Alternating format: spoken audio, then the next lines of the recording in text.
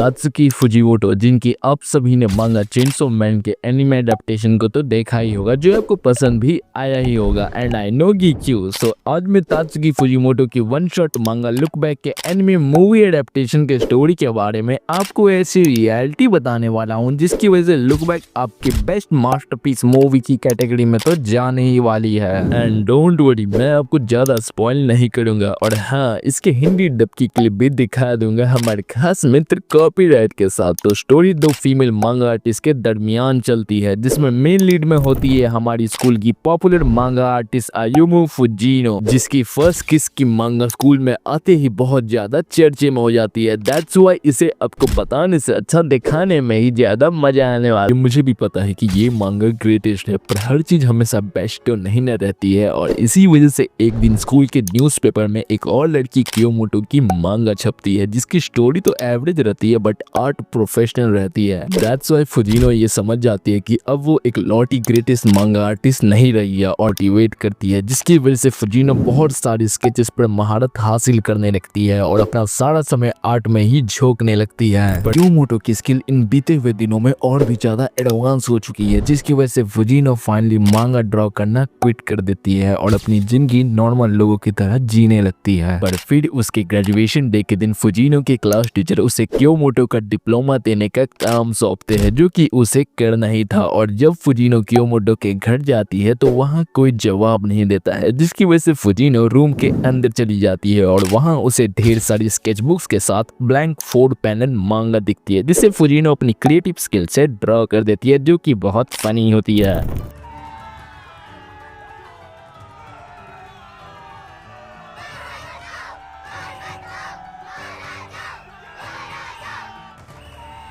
घर के अंदर बंद रहने के कंपटीशन में कियोमोटो नंबर 1 पोजीशन पर है।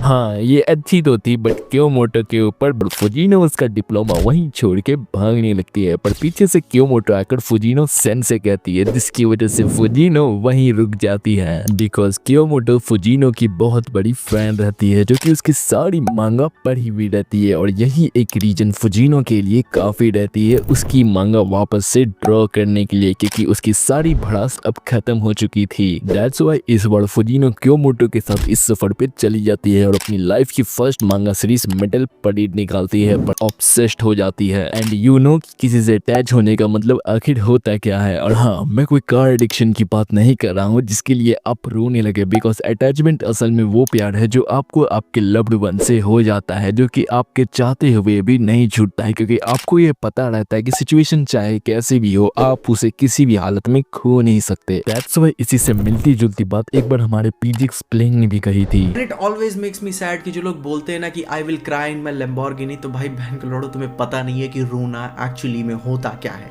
तुम्हें पता ही नहीं कि भाई एक बार रोया कैसे जाता है।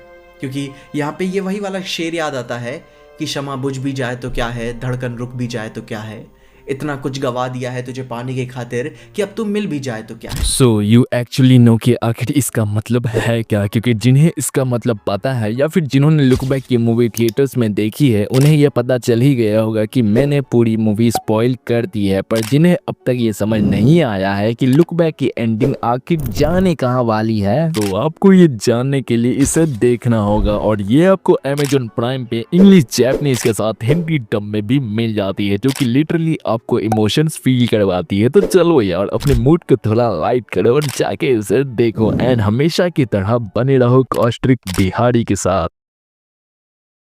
सायोनारा।